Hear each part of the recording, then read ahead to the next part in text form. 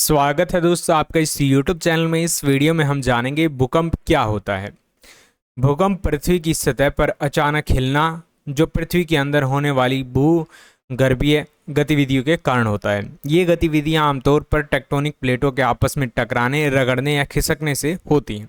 तो भूकंप का ये मतलब होता है कि जब धरती हिलती है अचानक से, उसी चीज़ को हम भूकंप बोलते हैं। और इसके कारण क्या होते हैं, भूकंप क्यों आता है? तो पहला कारण होता है यहाँ पर टेक्टोनिक प्लेटों का। जो हमारी पृथ्वी है उसकी जो ऊपरी परत है वो कई प्रकार की टेक्टोनिक प्लेटों से मिलकर बनी है। जैसे ये एक टेक्टोनिक प्लेट है और ये एक टेक्टोनिक प्लेट है। जब ये आपस में टकराएगी तब भी भूकंप आएगा, जब आपस में रगड़ा खाएगी तब भी भूकंप आएगा, ये इसके नीचे चली जाए या इसके ऊपर आ जाए तब भी भूकंप आएगा। तो ये सब सारी चीज़ें जब भी होंगी तब भूकंप आता है और इसी चीज़ को हम टेक्टोनिक प्लेटों के कारण भूकंप आना बोलते हैं।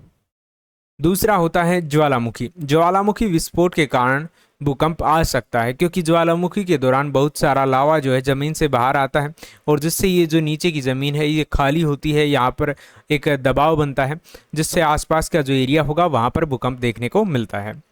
तीसरा होता है भूस्खलन। भूस्खलन का मतलब ये होता है कि जब जो ज़मीन होती है बड़े पैमाने पर, जो ऊपरी जो परत होती है मिट्टी की, वो एक जगह से दूसरी जगह पर खिसक जाती है, उसको हम भूस्खलन बोलते हैं। और बड़े पैमाने पर भूस्खलन होने से भूकंप का कारण बन सकता है। और चौथा होता है मानवीय गतिविधियाँ। बड़े जो बांध बनाए जाते हैं उनका निर्माण किया जाता है, खनन किया जाता है, ज़मीन में बहुत नीचे तक खोदा जाता है, परमाणु परीक्षण किए जाते हैं। तो ये सब कारण भी जो है भूकंप आ सकता है। भूकंप के प्रमुख भाग। भूकंप के दो भाग होते हैं, जिसको हम एक तो बोलते हैं अधिकेंद्र, जिसको एपी सेंटर बोला जाता है। पृथ्वी की सतह पर वह बिंदु जहां भूकंप का तीव्रता सबसे अधिक महसूस की जाती है, सबसे ज़्यादा ज़मीन वहाँ पर हिलती है, उसी को हम अधिकेंद्र एपी सेंटर बोलते हैं। और दूसरा होता है उद्गम केंद्र, हाइपो सेंटर या फोकस।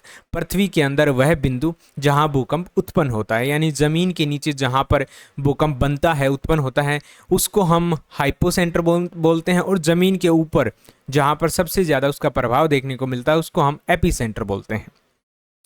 भूकंप को कैसे मापा जाता है?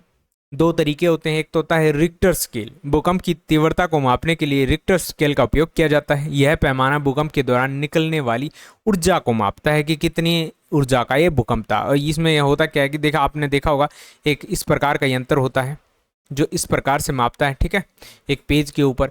अगर ये लाइन बहुत लंबी होंगी तो इसका मतलब क्या है कि भूकंप जो है बहुत तेज है, और जितनी छोटी होंगी भूकंप उतना ही कम है।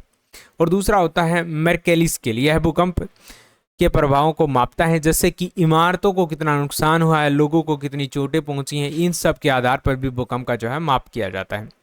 यही था दोस्तों इस वीडियो में। वीडियो पसंद आए तो लाइक करें, शेयर करें, चैनल को सब्सक्राइब जरूर करें। Thanks for watching.